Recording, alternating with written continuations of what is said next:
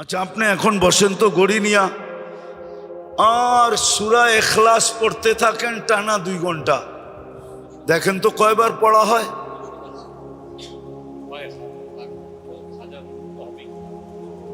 আচ্ছা, বাদ দিলাম 99 বারও যদি পড়লেন তো 33 খতম কোরআনের সওয়াব আপনার বাপ মাবার আমলনামায় ঢুকলো। আর আপনি জানেন 1 খতম কোরআনের ওয়েট কতটুকু? হ্যাঁ, অ্যানালাইসিস তো নাই আমাদের কাছে, ধারণা তো নাই। সারাদিন দুনিয়া মাপতে মাপতে আখেরাত মাপাটাই ভুলে গেছি। রাগ হয়ে গেলেন? আখেরাত তুলনা করেই ভুলে গেছি, সারাদিন খালি দুনিয়া মাপি। এই জন্য আমরা গেলে দেখি মাঝে মাঝে মক্কা মদিনা গেলে দেখি জুমার দিন কিন্তু নামাজ পড়ে না। কেননা ও তুলনা করতেছে যে 1 রিয়াল 33 টাকা। 1 রিয়াল কয় টাকা? অথচ ভুলে গেছে 1 রাকাত 50,000 রাকাত। তো আমরা অ্যানালাইসিস ভুলে গেছি, আমরা তুলনা করা ভুলে গেছি যে কোরআনের 1 খতম কোরআনের ওয়েট কতটুকু, ওজন কতটুকু। আপনি তো ভাবতেছেন 1 কোরআনের সওয়াব, এটার ওজন হইলে আর কতটুকু হবে? 1.5-2 কেজি। এদিকে এদিকে ওটার ওজন হইলে হবে কি 1.5-2 কেজি হবে? এমনই তো আমাদের ধারণা, ঠিক না? হ্যাঁ, 1 কোরআন খতমের সওয়াব যদি মিজানের পাল্লায় রাখা হয়, কেননা এটা আল্লাহর পার্সোনাল জিনিস। পার্সোনালিটি একটা বিষয় আছে, আল্লাহর পার্সোনাল জিনিস কালাম। এটা যদি 1 পাল্লায় রাখা হয়, সমগ্র জগত যদি 10 গুণ বানায় আরেক পাল্লায় রাখা হয়, তারপরও কোরআনের ওয়েট পর্যন্ত হবে না। যেটা আমি উদাহরণ দিলাম যে প্রযুক্তির যুগ, তারপরও আপনি 1 রত্তি চিনি কারো শরীর থেকে দেখাইতে পারবেন না, 1 রত্তি লবণ দেখাইতে পারবেন না, 1 রত্তি আয়রন লোহা দেখাইতে পারবেন না। কিন্তু আছে, আপনাকে মাইনা নিতে হবে, আপনাকে মাইনা নিতে হবে এটা যে শরীরে আছে। ঠিক আজকেরটাও মাইনা নেন, যেই মজলিস যে কত সুন্দর, কত ফুটন্ত খতমে কোরআনের মজলিস, এটাকে মাইনা নিতে হবে। আর কোরআন আল্লাহ এই জন্যই দিছিলেন, মানুষ কিন্তু সৃষ্টির ভিতরে সবচেয়ে দামি, সবচেয়ে কি দামি, সবচেয়ে দামি সৃষ্টির ভিতরে সবচেয়ে দামি কি? মানুষ। এখন দামি বললে তো হবে না, কাউকে পদ দিলে তো হবে না, ন্যূনতম যোগ্যতাও তো দেখাইতে হবে, ঠিক না? কি না বলবেন যে আমাদের দেশে সবই চলে?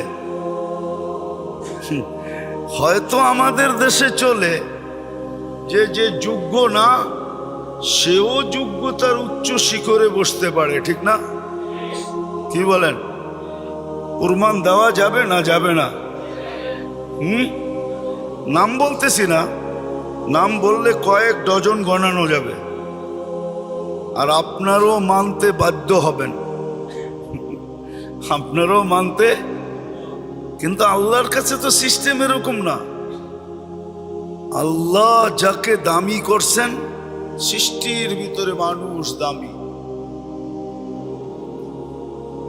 সৃষ্টির সামনে এটা প্রমাণ করার জন্য যে আসলেই সে কেমন দামি।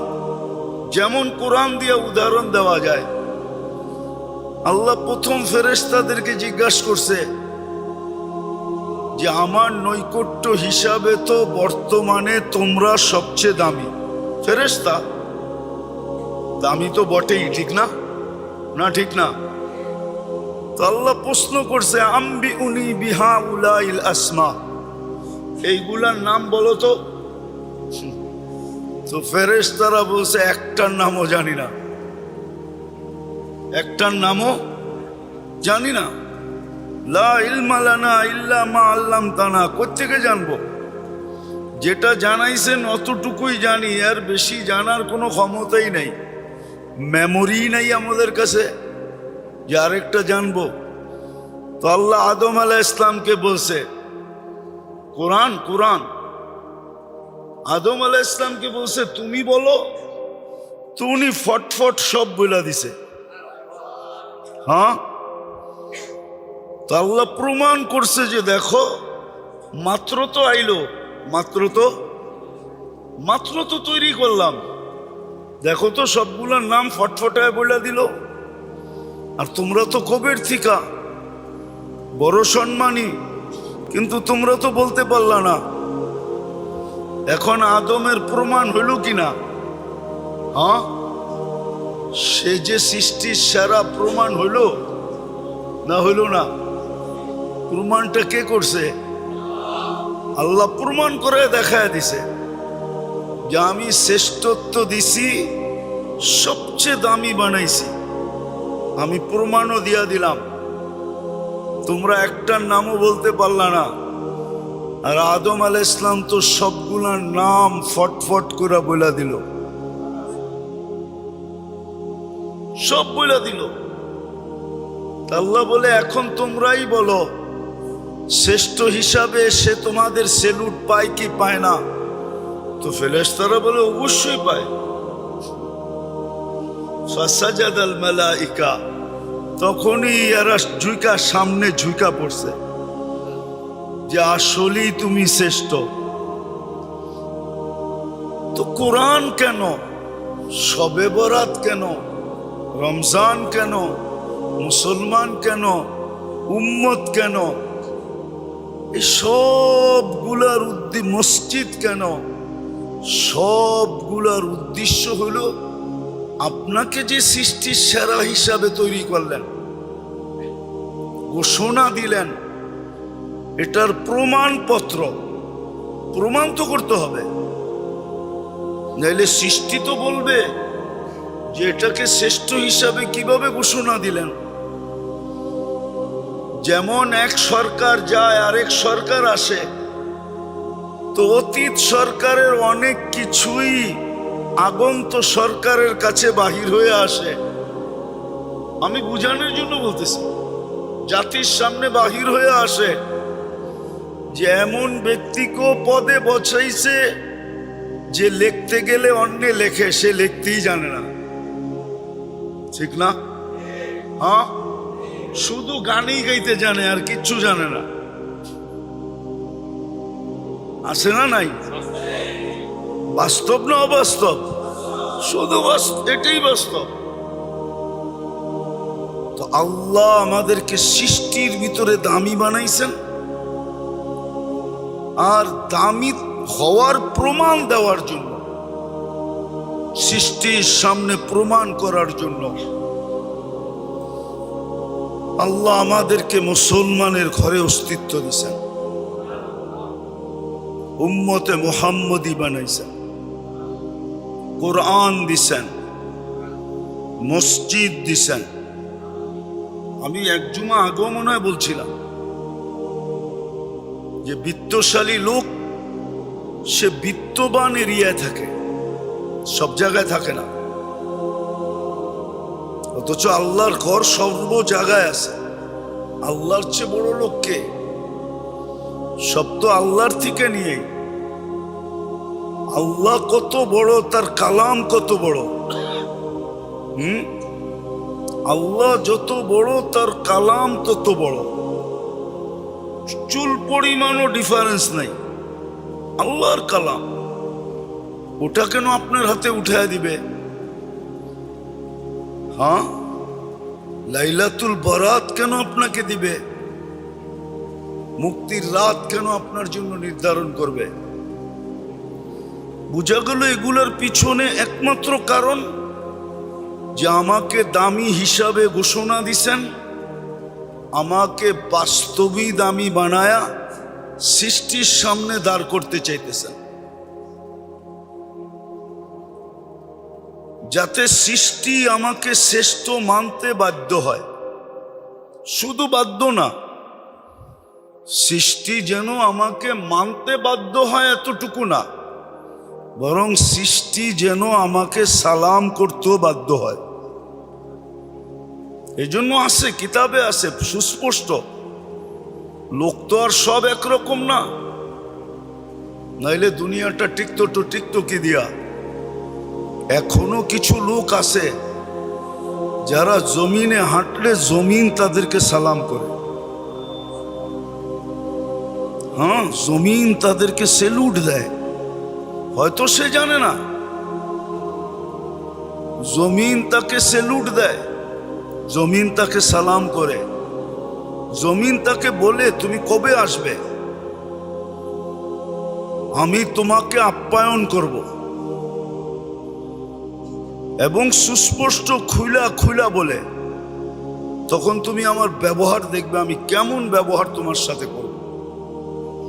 দুই ধরনের কথাই আছে।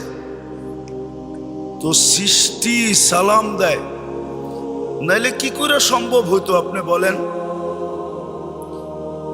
পানির ধর্মই হইল তার ভিতরে যে যাবে তাকে ভিজাবে, ডুবাবে।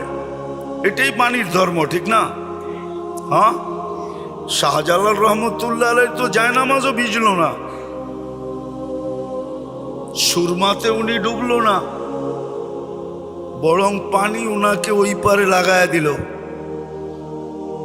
এখনো তো যেদিক দিয়ে উনি পার হয়েছেন ওই চিহ্নটা এখনো রাখা আছে, কিন্তু সবাই চিনে না, সবাই তালাশ করতে যায়ও না, কিন্তু চিহ্ন আছে। চলেন আমার লোকে দেখায় দেব। তাহলে পানির ধর্ম হলো যে ওটার ভিতরে ঢুকবে ভিজাবে, ঠিক না? আর কি করবে? ডুবাবে। শাহজালাল রহমতুল্লাহ আলাইহির জায়নামাজও ভিজে নাই, আর ডোবে নাই তো ডোবেই নাই, বরং জায়নামাজ ওই পারে তাকে লাগায়া দিছে। সাহাবায়ে কেরাম ঘোড়া দিয়া পার হইছেন। কিতাবে তো এটাই লেখা যে ঘোড়ার খুরে পানির দাগও লাগে নাই। পানি তো লাগবে দূরের কথা, দাগও লাগে নাই। তো এটাই সত্য, মানুষকে সৃষ্টির ভিতরে সবচেয়ে দামি করে তৈরি করছেন, কিন্তু সৃষ্টির সামনে প্রমাণ দিতে হবে যে এটা দামি কিনা। একটা প্রমাণ তো কোরআন থেকে দেখাইলাম, যে আল্লাহ ফেরেশতাদেরকে আদম আলাইহিস সালামের সামনে এনে বললেন যে এই জিনিসগুলোর নাম বলো। ওনারা পারলেন না, আদম আলাইহিস সালাম এক শ্বাসে বলে দিলেন। তো প্রমাণ হইল কি হইল না শ্রেষ্ঠত্বের? তো আল্লাহ আমাদেরকে শ্রেষ্ঠ বানানোর জন্য, দামি বানানোর জন্য নিজেই আবার ব্যবস্থাপনা করে দিছেন, নিজেই ব্যবস্থাপনা করে দিছেন। হ্যাঁ, আছে প্রশাসনের কিছু কিছু সেক্টরে আছে, অল্প শিক্ষা নিয়ে ঢোকে তো সরকারের পক্ষ থেকেই সুযোগ থাকে। তুমি ইচ্ছা করলে চাকরির সাথে সাথে পড়া কমপ্লিট করতে পারো, আবার যখন পড়া কমপ্লিট হবে তখন তোমার র্যাঙ্কও বাড়বে, বিদ্যা অনুযায়ী র্যাঙ্ক বাড়বে। আরো যদি পড়তে চাও পিএইচডি করতে, তো সরকারিভাবে বিদেশে যায় শিক্ষা অর্জন করারও ব্যবস্থা আছে। যান এক এক দেশে, বাংলাদেশের পাবেন চাকরিজীবী, কেউ কানাডায় পিএইচডি করতেছে, কেউ জাপানে করতেছে, কেউ আমেরিকাতে করতেছে, কেউ কানাডায় করতেছে, এন্টার ফ্যামিলি সহ এখানে আছে। হ্যাঁ, ফিরে আসবে কি আসবে না ওটা পরের কথা, কিন্তু সরকারি খরচেই করতেছে। কিন্তু 90% আর ফিরত আসে না। পড়া যখন শেষ, ওইখানের মজা যখন জিব্বায় লেগা যায়, তখন বাস ওইখানেই থাইকা যায়, একটা লেটার এখানে পাঠায় দেয় এরই হয়। আল্লাহ আমাদেরকে দামি বানানোর জন্য, কেননা আমরা সৃষ্টির ভিতরে সবচেয়ে দামি।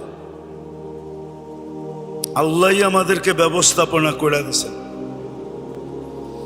কিন্তু এখানে একটা কথা আছে, আমার ইচ্ছা মধ্যখানে রেখা দিয়েছেন। আমি যদি ইচ্ছা করি তো হইতে পারি, আর আমি যদি ইচ্ছা না করি, অর্থাৎ আল্লাহ বাধ্য করবে না, ইচ্ছার উপরে নির্ভর। তোমাকে দামি বানাইছি, তুমি যদি দামি হইতে চাও তো ব্যবস্থাপনা আমাদের জন্য, আমাদের কাছে, আমাদের পক্ষ থেকে রাখা আছে। তুমি করলে দামি হবে, না করলে তুমি দামি হবে না, না করলে তুমি দামি হবে না। কি হবে এটাও বলা আছে। এই জন্য মাঝে মাঝে বলতে বাধ্য হই। হতে পারে একদিন আমার বাড়ির চাকরও আমাকে জিজ্ঞাসা করবে, মা সালাকাকুম ফি সাকার, মালিক আপনি এখানে কি করা? ওই দিন মালিক জবাব দিতে বাধ্য হবে, লাম নাকু মিনাল মুসাল্লিন ওয়া লাম নাকু নুতঈমুল মিসকিন। আল্লাহ ডাকতো, আওয়াজ কানে যাইতো, কিন্তু কর্ণপাত করা হতো না, অর্থাৎ নামাজ পড়তাম না। দ্বিতীয়, গরিবদেরকে ভালোবাসতাম না, গরিবদের ব্যাপারে অ্যালার্জি ছিল। ওয়ালাম নাকু নুতঈমুল মিসকিন, এখানে শুধু গরিব না, অধীনস্থের ব্যাপারে আমি সদয় ছিলাম না। এই জন্য আল্লাহ রসুলের সর্বশেষ চিৎকার ছিল দুইটা, আসসালাহ ওয়া মা মালাকাত আইমানুকুম। অধীনস্থদের ব্যাপারে সতর্ক থাকো। তোমার অধীন আল্লাহ যাকে করে দিছে তার ব্যাপারে তুমি বড় সতর্ক থাকো, বড় সতর্ক। অধীনস্থদের ব্যাপারে সতর্ক থাকো। হতে পারে তোমার সতর্কতা তোমাকে জান্নাতে নিয়ে যাবে, আবার হতে পারে অসতর্কতার কারণে তোমার বাড়ির তোমার চাকর জিজ্ঞাসা করবে, মা সালাকাকুম ফি সাকার। এটা তো মানুষ। হতে পারে আমার বাড়ির কুকুরও আমাকে দেখে হাসতে পারে। কিয়ামতের দিন কুকুরও হাসবে আর বলবে, আকুনু তুরাবা, একটু পরেই তো আমি মাটি হয়ে যাব, আর আপনি জাহান্নামের ইন্ধন হবেন। সত্য এটো। এই জন্য মানুষকে আল্লাহ সৃষ্টির ভিতরে সবচেয়ে বড় শ্রেষ্ঠত্ব এবং সবচেয়ে দামি হিসাবে তৈরি করছেন। এটাকে প্রমাণ করার জন্যই আল্লাহ আমাদেরকে ইসলাম দিছেন, আল্লাহ আমাদেরকে উম্মত বানাইছেন, আল্লাহ আমাদেরকে নিজস্ব দুটা জিনিস দিছেন। নিজস্ব, এটা পার্সোনাল। আল্লাহ ঘর মানুষের পার্সোনাল হয়, ব্যক্তিগত হয়, ঠিক না? কি কন? বাড়ি থাকলেই তো বাড়িওয়ালা, ঠিক না? না, না থাকলেও বাড়িওয়ালা। বাড়ি থাকলেই কি বাড়িওয়ালা। ওই ঘর আমাদেরকে দিছেন, আল্লাহর পার্সোনাল প্রপার্টি। মসজিদ আল্লাহর ঘর, আল্লাহর এটা পার্সোনাল প্রপার্টি আপনাকে দিয়ে দিছে। কোরআন আল্লাহর পার্সোনাল কালাম, ওটা আপনাকে দিয়ে দিছে। এই জন্যই তো পাওয়া যায় যে আল্লাহর রসুলের সুপারিশ সত্ত্বেও আর আল্লাহর অঙ্গীকার থাকা সত্ত্বেও, আল্লাহর কথা সালতো তা সাফি তু সাফা, বন্ধু আপনি চাবেন আমি দিব না এমন হবে না, আপনি সুপারিশ করবেন আমি মঞ্জুর করব না এমনও হবে না। শব্দ দুটা বুঝেন কিন্তু, তাইলে বুঝে আসবে, নাহলে বুঝে আসবে না, মাথার উপর দিয়ে চলে যাবে। যে আপনি চাবেন আমি দিব না এমন হবে না, আপনি সুপারিশ করবেন আমি মঞ্জুর করব না এমনও হবে না। এটা পাক্কা ঠাক্কা কথা। কিন্তু তারপরও আল্লাহর রসুল সবাইকে বের করে নিয়ে আসবে, কিন্তু কিছু লোককে দোজখ থেকে বাহির করতে পারবে না। আল্লাহ জিজ্ঞাসা করবে, বন্ধু সব চলে আসছে আপনার উম্মত? বলবে সব চলে আসছে, কিন্তু মুখে থাকবে কিন্তু, চোখে থাকবে পানি। বলবে, বন্ধু মুখে কিন্তু চোখে পানি কেন? বলে, ইল্লা হাবাসাহুল কোরআন, কোরআন যার বিরুদ্ধে চলে গেছে তাকে বাইর করতে পারতেছি না। রাগ হয়েন না, একটা কথা ভাবেন, আপনি জীবনে কবে কোরআনকে ছুঁয়া দেখছেন? এই মজমাই বলুক, কতদিন আগে আপনি ছুঁয়া দেখছেন? কতদিন আপনি চুমা দিয়া দেখছেন? কতদিন আগে আপনি চুমা দিয়া দেখছেন? কতদিন আগে খুইলা শুধু চোখটা বুলাইছেন? পড়া বাদিয়ে দিলাম, কোরআন পড়াটা বাদিয়ে দিলাম, কতদিন আগে আপনি খুইলা দেখছেন? বলেন, কতদিন আগে আপনি ছুঁয়া দেখছেন? কতদিন আগে কোরআনটাকে চুমা দিয়ে দেখছেন? অথচ আল্লাহর পার্সোনাল জিনিস কালাম, আপনাকে দামি আমাকে দামি বানানোর জন্য দিছিলেন, দামি বানানোর জন্য দিছিলেন। উচিত তো ছিল, হ্যাঁ, এই জন্যই তো বলছে, ইন্নাল্লাহ ইয়ারফাউ বিহাদাল কুরআনি আকওয়ামান। কিছু লোককে দেখা কিয়ামতের দিন মানুষের দাদা লেগা যাবে যে এরা এত উচ্চ শিখরে উঠলো কি করে? দুনিয়ায় তো এদের কোনো পজিশনই ছিল না, দামই ছিল না। আপনি উদাহরণ হিসাবে নেন, যেই ছেলেটা হাফেজ হলো, হাদিসে আছে, আল্লাহ যদি মৌত পর্যন্ত একে টিকায় রাখে হেফজের উপরে, আর ইমানি মৌত হয়, তাকে কোরআন সুরক্ষিত করার কারণে আল্লাহ একটা সোসাইটি একে গিফট দিবে। যেমন বাংলাদেশ ঢাকা শহরের ভিতরে হাতির ঝিল একটা আকর্ষণীয় জায়গা, ঠিক না? হ্যাঁ, কি বলেন? হ্যাঁ, ওরকম একটা ঝিলে সোসাইটিতে লেকের পাড়ে তাকে একটা শহর দিবে। ওই লেকটার নাম হইল মারজান। ইন্না ফিল জান্নাতি লানাহরা ও না রাইআন ইউকালু লাহু রাইআন ফিহি মাদিনাতুম মিন মারজান। মারজান পাথর দিয়ে একটা সোসাইটি বানায় দিবে। ফিহি ৭০ আলফা বাবা, ঢুকতে হলে ৭০,০০০ দরজা ক্রস করে ঢুকতে হবে। আলা কুল্লি বাবিন ৭০ আলফা মালাইকাতান, প্রত্যেক গেটে ৭০,০০০ ফেরেশতা প্রটোকলের জন্য রেডি থাকবে। যখন সে ৭০,০০০ গেট অতিক্রম শেষ হবে, তো ৪৯০ কোটি ফেরেশতার প্রটোকল আর সেলুট কমপ্লিট হবে, এবং প্রত্যেকের হাতে এক একটা উপটোকন থাকবে, এক ধরনের না। ৪৯০ কোটির হাতে ৪৯০ কোটি প্রকারের উপটোকন থাকবে। আর হাফেজকে দিবে আর বলবে, হাযা কিরামাতান লিল কুরআন, এটা কোরআনের সম্মানার্থে দেওয়া হইল। মা বাবা যখন ট্যুরে যাবে ওই শহরে, ওই সোসাইটিতে, তখন মা বাবা কেউ এরকম সেলুট দিবে আর উপটোকন দিবে, মাতৃত্বের আর পিতৃত্বের উপটোকন দিবে। বলেন কত বড় মর্যাদা, বলেন না? এই জন্য কিয়ামতের দিন কিছু লোককে দেখা যাবে যাদেরকে দেখা মানুষ তাক লাগা যাবে যে এই লোকটা এখানে উঠলো কি করে। জবাব তার দিতে হবে না, পাশের থেকে কোরআন ছুটে এসে জবাব দিবে আমার কারণে।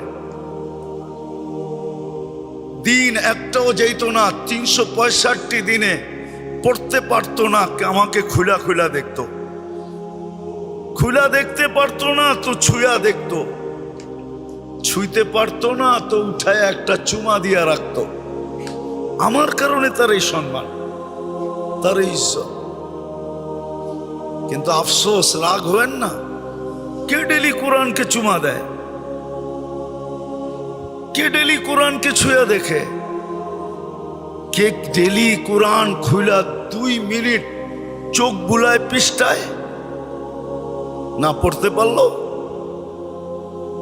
তো মানুষকে আল্লাহ অস্তিত্ব দিছেন সৃষ্টির ভিতরে সবচেয়ে দামি। ওই দামের প্রমাণ দেওয়ার জন্যই, এটা যে দামি এই প্রমাণটা দেওয়ার জন্যই আল্লাহ ইসলাম দিছেন, উম্মতে মুহাম্মদী বানাইছেন। নিজের পার্সোনাল 2টা জিনিস উঠায় দিয়া দিছেন, একটা হলো ঘর, আরেকটা হলো কি?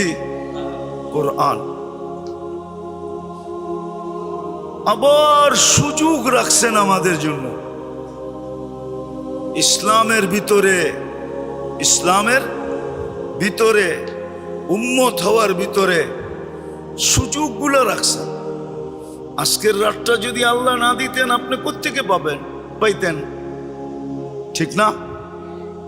আমি তো হিসাব করে দেখলাম, আজকে যেই পরিমাণ লোকের মাগফিরাত হবে, ওই পরিমাণ লোক তো দুনিয়াতেও নাই।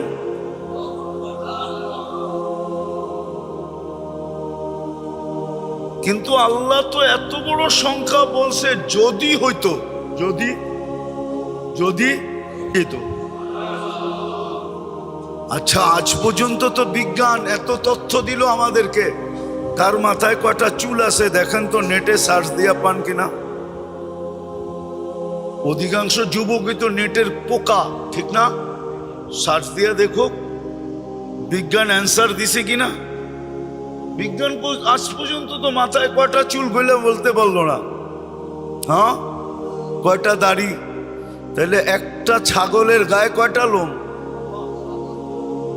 আর আরব ভূখণ্ডের সবচেয়ে বড় গোত্র, যাদের পেশাই ছিল বকরি পালা। হ্যাঁ, পেশাই ছিল বকরি পালা। কবিলায় কাল্ব, বনু কাল্ব,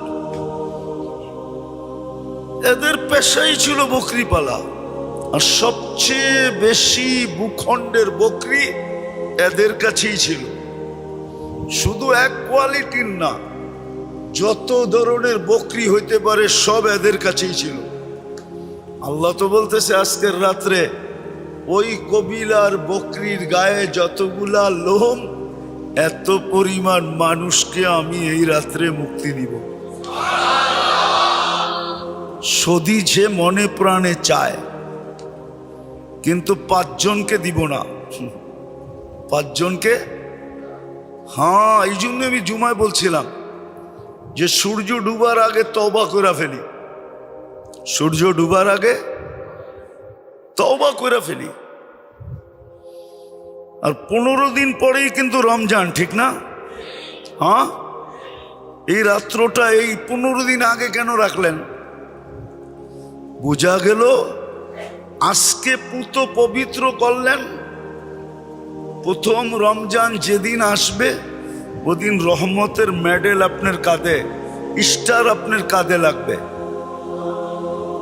দ্বিতীয় পর্বে মাগফিরাতের স্টার লাগবে, তৃতীয় পর্বে জাহান্নাম থেকে মুক্তির স্টার লাগবে। যেমন আর্মিতে নিয়ম আছে, নিয়ম বিসিএস ক্যাডার পাশ করলেই ওই দিনই তার পদ লাগায় দেওয়া হয় না, সময় নেই। যেরকম আর্মিতে কমিশনার র্যাঙ্কে যারা নিযুক্ত হয়, ট্রেনিং যেদিন কমপ্লিট হয়ে যায় ওই দিনই ওর কান্দে ব্যাস লাগানো হয় না। একটা অনুষ্ঠান করা হয়, তারপরে তাও সরকারি লোক বেশ লাগায় না, মা বাবা যায়, মা বাবা নিজের হাতে লাগায় দেয়। এই রাত্রটা হলো পবিত্র হওয়ার রাত্র। রমজান সামনে আসতেছে, যাতে রমজান ঢুকতে দেরি, আমার কাঁধে বেশ লাগতে দেরি না হয়। প্রথম দিন যেন আমার কাঁধে রহমতের বেশ লেগা যায়, স্টার লেগা যায়, পরিচয় চিহ্ন লেগা যায়। যেদিক দিয়া মৌত পর্যন্ত যাবে, সমগ্র সৃষ্টি তাকায় বলবে মরহুমা। কি মরহুমা বুঝবেন না? মরহুমা রহমতকৃত। ওই যে দেখো না বেশ লাগানো, ওই যে দেখো না বেশ লাগানো। যেমন প্রশাসনের লোককে অনেক সময় বেশ দিয়া চিনা যায়, ঠিক না? কি পুলিশের যদি দেখেন সাফলা লাগানো, তাহলে আপনি বুঝা ফেলবেন এটা এডিশনাল এসপি। এটা কি এডিশনাল এসপি, শুধু সাফলা। আবার যদি দেখেন সাথে আরেকটা লাগানো আছে, তাহলে বুঝবেন এটা এসপি। এরকম নিদর্শন তার পরিচয় বোঝায়, ঠিক না?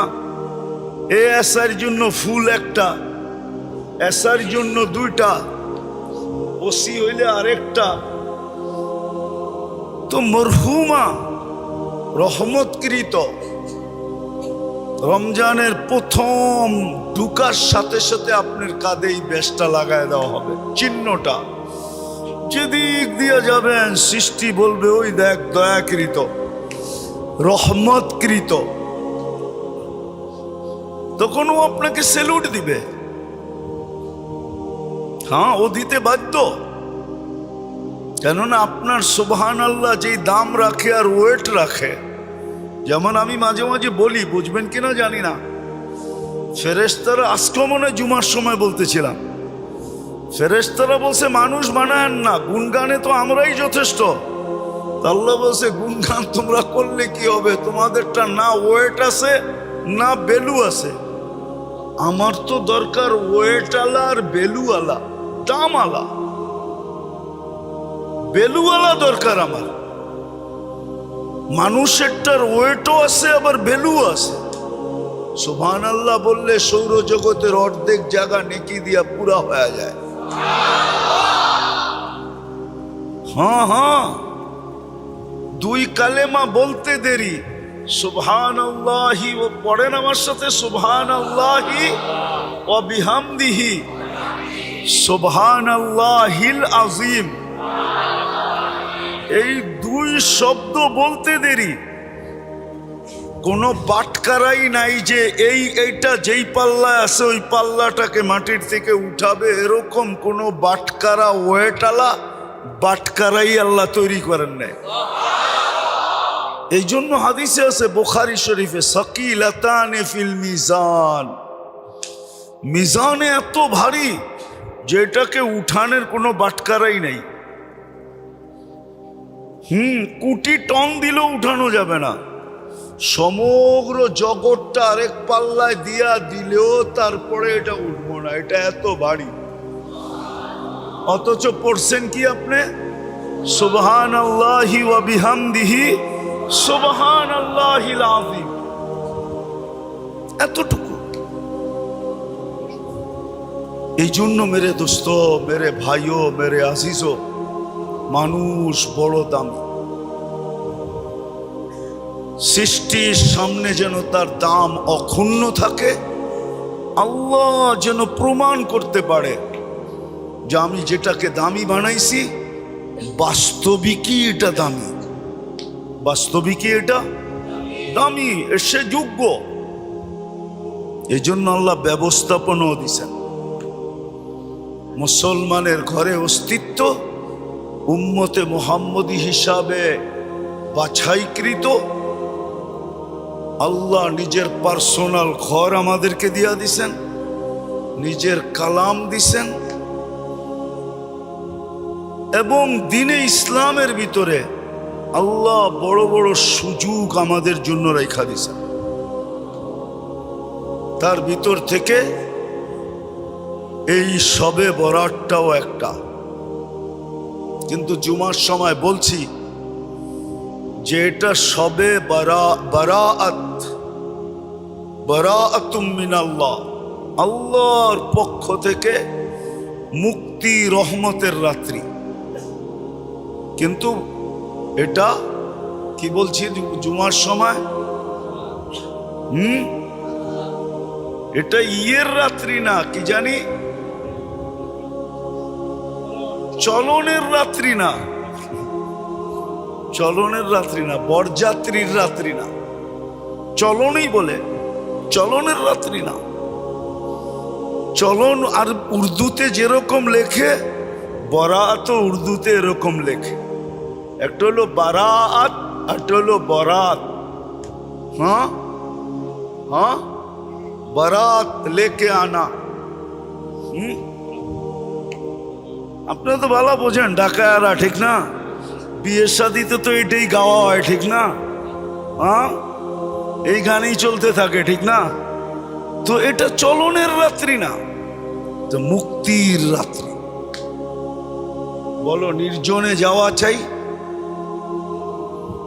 সাধ্য অনুযায়ী ইবাদত বন্দেগী, জিকির আসকার, কিন্তু সবচেয়ে বেশি যেটা করণীয় দরকার সেটা হলো কান্নাকাটি এবং ইস্তেগফার।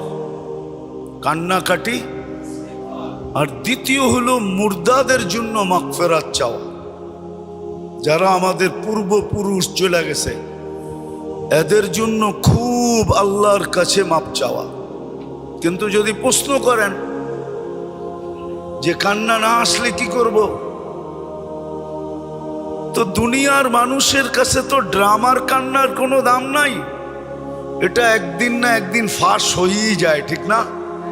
হ্যাঁ, যদিও কেমিক্যাল পাওয়া যায়, রুমালে লাগায় রাখলে ওটা চোখের কাছে নিলে এমনি পানি আইব, পাওয়া যায় কেমিক্যাল এখন।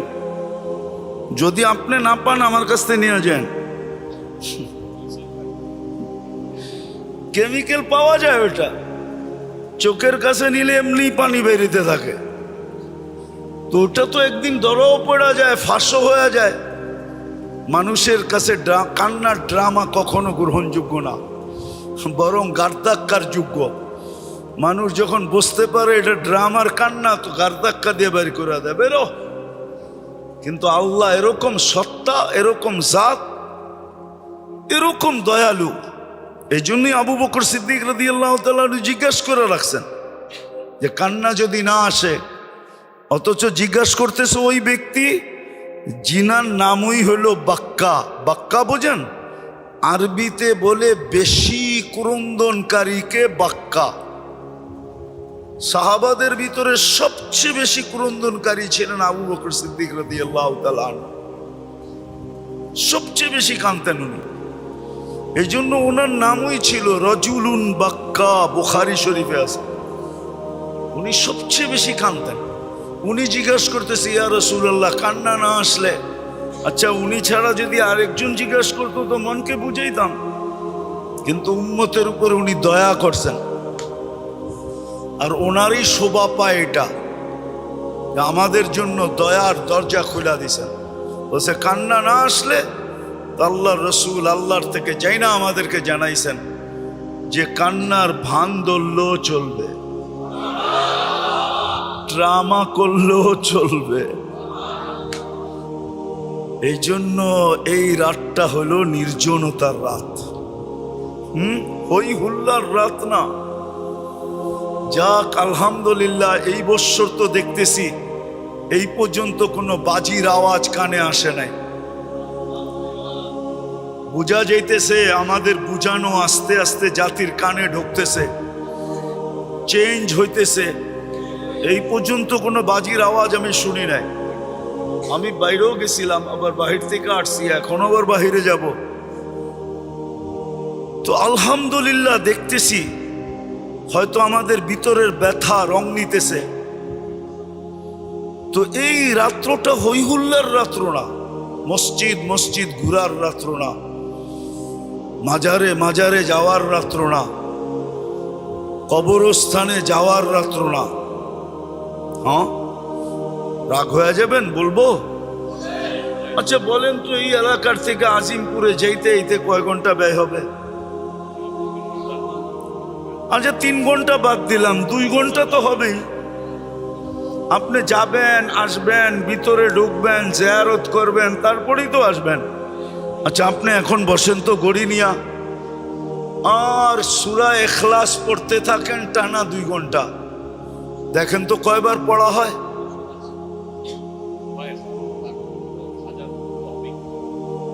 আচ্ছা বাদ দিলাম, 99 বারও যদি পড়লেন তো 33 খতম কোরআনের সওয়াব আপনার বাপ মাবার আমলনামায় ঢুকলো।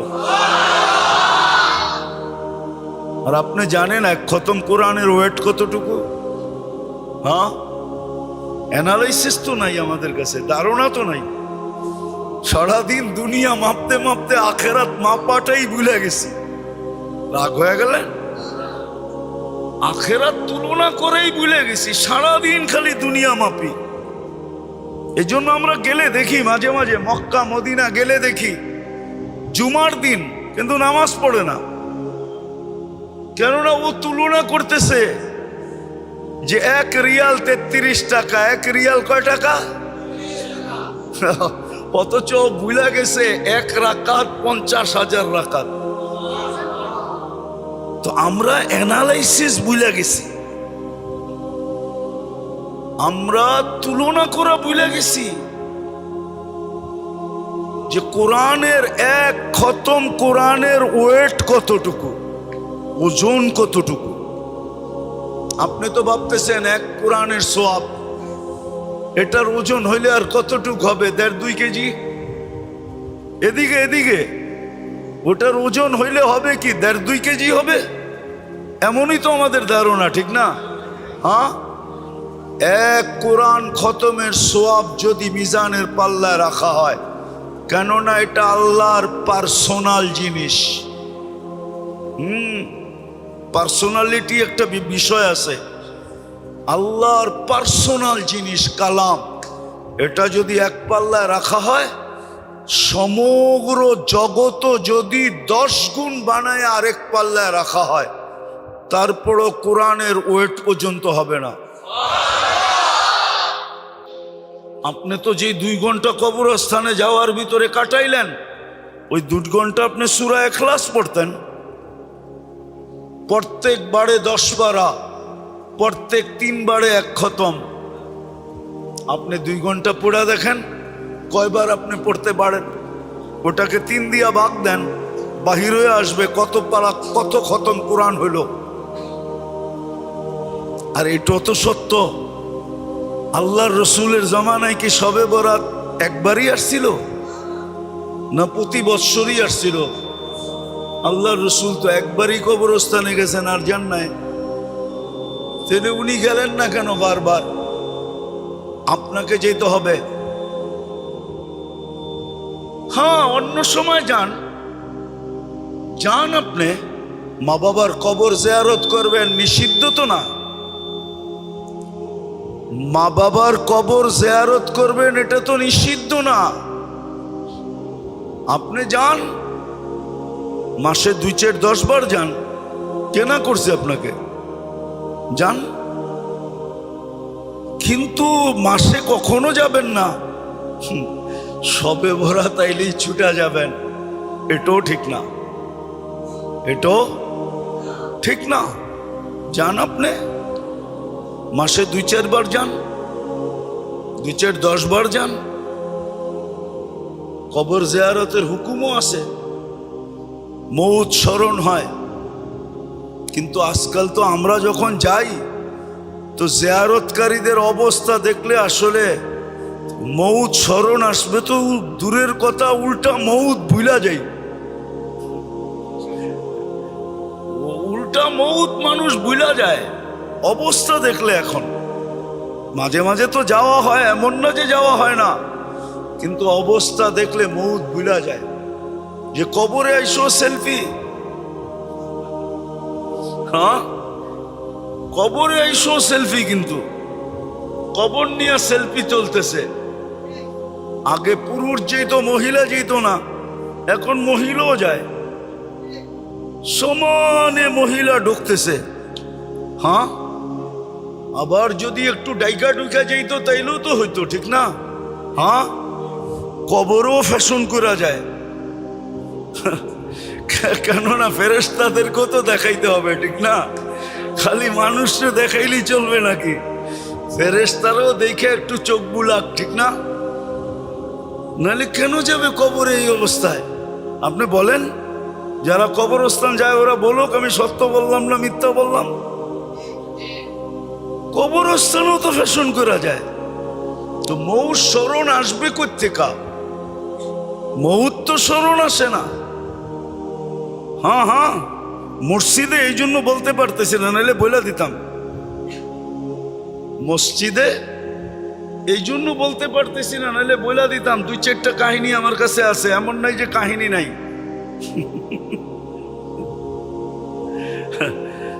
বহুত মানুষ কবরস্থানে যাইও পটায় ফেলছে, এতটুকুই বোঝেন। হাইছেন না? হ্যাঁ হ্যাঁ, হাইছেন না, হাইছেন না। আমরা এই সমাজে বাস করি, আমরা বলিও না আবার একবারে খালিও মনে করেন না। এই তো অবস্থা। যাক, যেটা বুঝাইতে চেয়েছিলাম, মানুষ বড় দামি, সৃষ্টির ভিতরে সবচেয়ে দামি। আর দামকে প্রমাণ করার জন্যই আল্লাহর এই সমস্ত ব্যবস্থা। ইচ্ছা আপনার, স্বাধীনতা আপনাকে দিছেন, ইচ্ছা দিছেন, ইচ্ছা স্বাধীনতা দিছেন। আপনি আপনাকে দামিও বানাইতে পারেন, হ্যাঁ, দামিও বানাইতে পারেন। আবার এটাও করতে পারেন, নিজেকে সান্ত্বনা দিও। অনেকে আছে জুমা পড়া সান্ত্বনা দেয় যে আমি তো জুমা পড়ি না, দেয় না। বহুত মানুষ ঈদের 2 নামাজ পড়া নিজেকে সান্ত্বনা দেয়, ঈদের নামাজ তো পড়ি, ঠিক না? হ্যাঁ, যেমন আমি মাঝে মাঝে বলি, এখানে বলি নাই, যেমন নাম আছে খাল নাই, দোলাই খাল, নাম আছে কি নাই? অথচ খাল ছিল কি ছিল না? আমি তো নিজে দেখছি খাল ছিল, লাকড়ির গাড়ি আসতো, ঢুকতো এটার ভিতরে। হ্যাঁ, সমস্ত ঢাকা শহরের দুবিরা এখানে এসে কাপড় ধুইত। মতি ঝিল নাম আছে, ঝিল নাই, ওটা ঝিলই ছিল। ওইখানে মুক্তা পাওয়া যেত ঝিনুকে, এই জন্য ওটার নাম দিছিলেন মতি। মতি মানি মুক্তা, ঝিল মানি ঝিল। দান মুন্ডি নাম আছে, বাজার নাই, ওইখানে ধান বিক্রি হইতো। আমি নিজে দেখছি, আমরা তখন ছোট একবারে জিগাতলা থাকতাম, তো দেখতাম ধানের বড় বড় নৌকা আসতো, ইয়ের ঝিল দিয়া ঢুকতো, পাশেই একটা কি জানি জিগাতলা দিয়া ঢুকতো।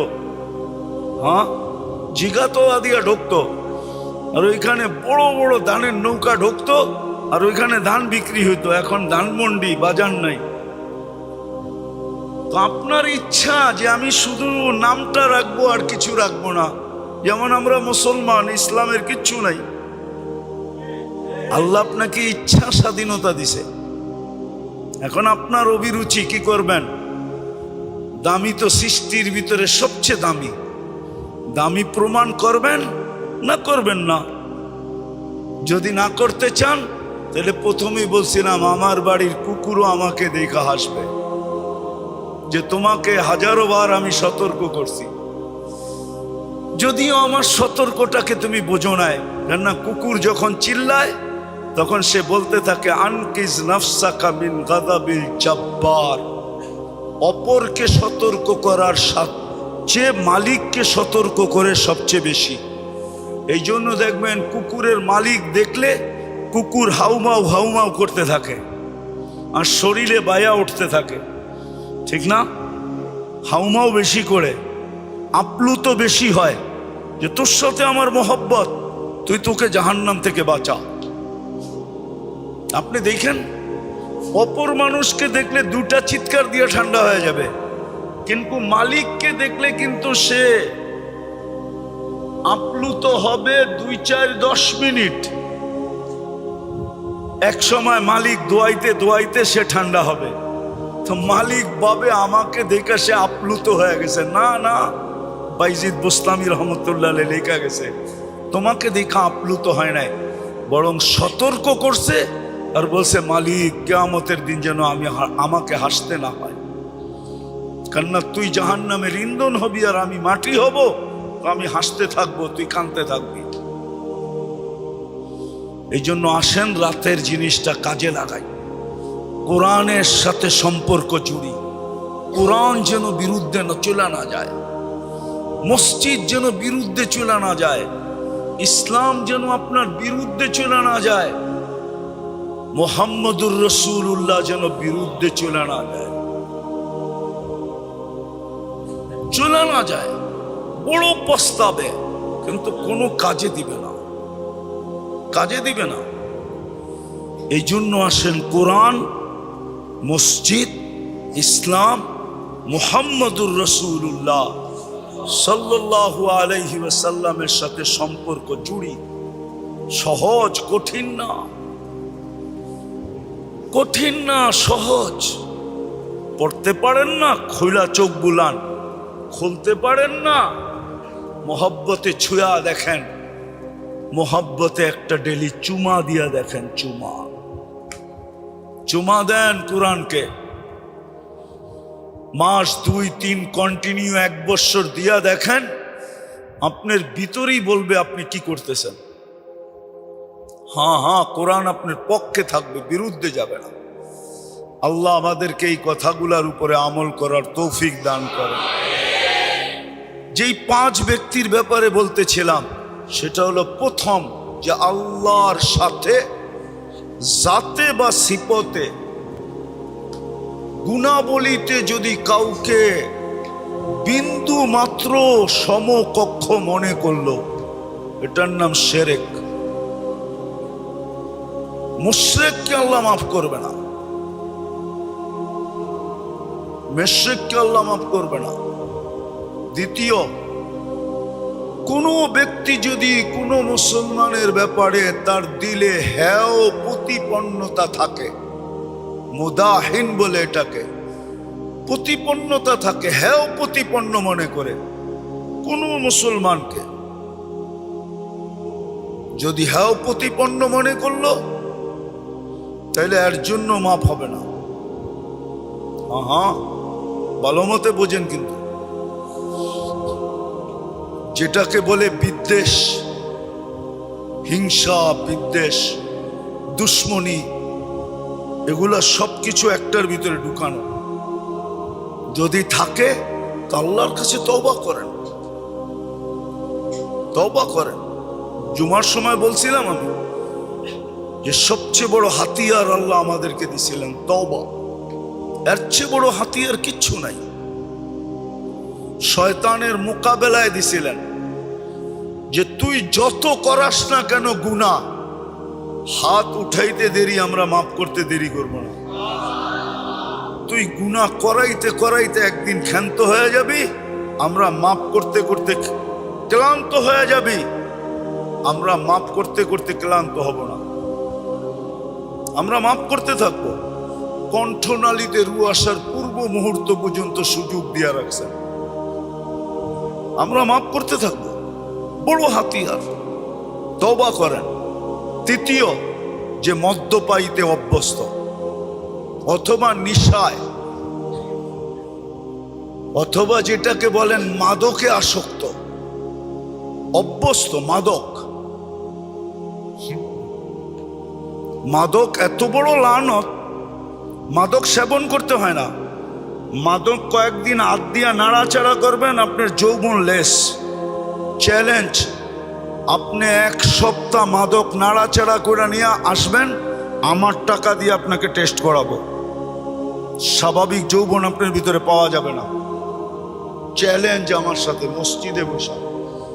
মাদক যে নাড়াচাড়া করে ওরও যৌবন লেস, মাদক যে বহন করে ওরও লেস, মাদকের যে ব্যবসা করে ওরও লেস, মাদক যে সেবন করে ওরও লেস, মাদক যে দেশে ঢুকায় ওরও যৌবন লেস। চ্যালেঞ্জ আমার সাথে নিয়ে আসেন, আমার পয়সা দিয়ে দুনিয়ার যেইখানে টেস্ট করাইতে বলবে আমি করাই দিব, কিন্তু স্বাভাবিক যৌবন পাবেন না ওর ভিতরে। কারণ এটা আল্লাহ লানত, এটা পুরাটাই হইল লানত। কি যদি আপনি না মানেন তো হাদিস দিয়ে দিই, হাজিরা যখন আরাফার থেকে মুজদালিফায় আসে পায়ে হাইটা, তখন আল্লাহর রসুল একটা জায়গা নির্ধারিত আছে ওয়াদি মুহাসসার, ওইখানে আসলে দ্রুত হাঁটতে হয়, দৌড়ে পার হয়ে যেতে হয়। সাহাবারা দৌড়ে পার হইছে, আল্লাহ রসুল বসে দ্রুত পারো, কেননা এখানে আল্লাহর আযাব আসছিল ধীর গতিতে। ওই আযাবের আসর তোমাদের শরীরে লাগতে পারে, ক্রিয়া লাগতে পারে। হাজারো বৎসর আগে, কত হাজার বৎসর আগে আযাব আসছে, ওটার ক্রিয়া যদি এখনো থাকে তো মাদক তো 100% লানত, 100% লানত। হয়তো শুরুতে আপনি দেখতেছেন 100 টাকার ডাইল বেচলেই 500 টাকা, 400 টাকা দেখতেছেন আপনি, রাগ হয়েন না, কিন্তু বুঝানোর দায়িত্ব এই জন্য মনে উঠলো, বুঝাইয়া দিতেছি। আপনি দেখতেছেন 100 টাকার ডাইল বেচলে 500 টাকা, 400 টাকাই লাভ। হ্যাঁ, ডেলি 10 বোতল বেচতে পারলেই 4000 টাকা, ঠিক না? হ্যাঁ, এক মাসে 1,20,000 টাকা। টাকা খায় কে, ঠিক না? হ্যাঁ, এটা লেখা রাখেন, ওয়াল্লানাতু তাবলুগু সাবআম মিনাল ওয়ালাদ। আপনি 7 জেনারেশন পর্যন্ত স্বাভাবিক যৌবন পাবে না, না, না, না, না, না। আপনি 7 জেনারেশন স্বাভাবিক যৌবন পাবে না। চ্যালেঞ্জ, 7 জেনারেশন পর্যন্ত আপনি স্বাভাবিক যৌবন পাবে না যদি আপনি মাদকের নাড়াচাড়া করেন আর ব্যবসা করেন। এই রাত্রে ওই ব্যক্তি মাপ পাবে না যে মাদকের সাথে সংযুক্ত। যদি হয়ে থাকেন তওবা করেন মনে মনে, মনের তওবাও কবুল। আমার যাইতে হবে একটা প্রোগ্রামে, তারপরও লম্বা করতেছি, লম্বা হয়ে যেতেছে। মুসা আলাইহিস সালাম দোয়া করতেছিলেন, কালিমুল্লাহ, আল্লাহ ওহী পাঠাইছে, মুসা দোয়া কবুল হবে না। বলছে কেন? বলছে এই কর্মের এক ব্যক্তি এখানে আছে, ওরে উঠা যেতে বলো। নাম বলেন না, এই কর্মের এক ব্যক্তি আছে। মুসা আলাইহিস সালাম এলান করছে, ভাই এই কর্মের কে আসিস, ওঠ এখান থেকে, তোর জন্য পুরো জাতির জন্য দোয়া কবুল হইতেছে না। কারণ উঠলেই তো ধরা, ঠিক না? কি উঠলেই তো সিল, ঠিক না? উঠলেই তো ট্রেডমার্ক, ঠিক না? সবাই চিনা লাইব। হ্যাঁ, তো বয়া বই বলতেছে, আল্লাহ কর্মটা তো বইলা দিলেন, নামটা তো বললেন না, কমসে কম এতটুকু তো এখনো লুকায় রাখলেন। আমি মনে মনে তওবা করলাম, বাস দোয়া কবুল হয়ে গেছে।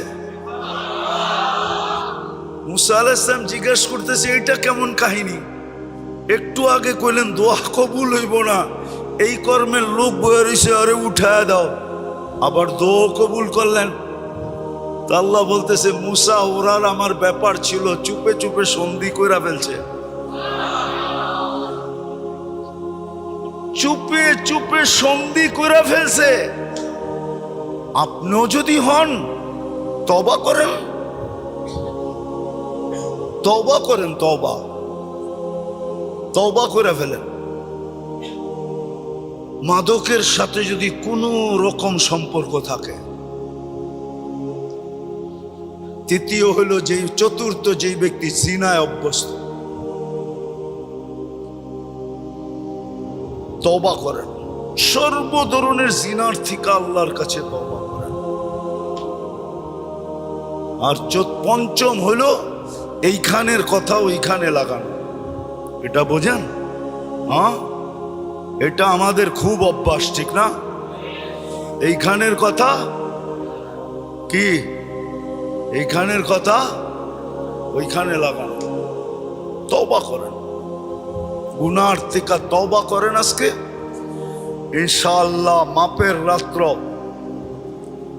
যদি চাওয়ার মতো চাইতে পারি তাহলে দিবে। এই জন্যই তো কবি বলে মাংকে তো দেখ, ছুলি না ভর दूं तो फिर कहना, दामान भर ना दूं तो फिर कहना। আরে চায়া তো দেখ, মাপ যদি না করলাম তারপরে বলিস। আজকে চাওয়ার রাত, নিজেকে দামি বানানোর রাত। ইনশাআল্লাহ কোরআন ডেলি একবার চুমা দিবেন তো? পাক্কা? কে কে চুমা দিবেন? দৈরা শুধু না, পারবেন না?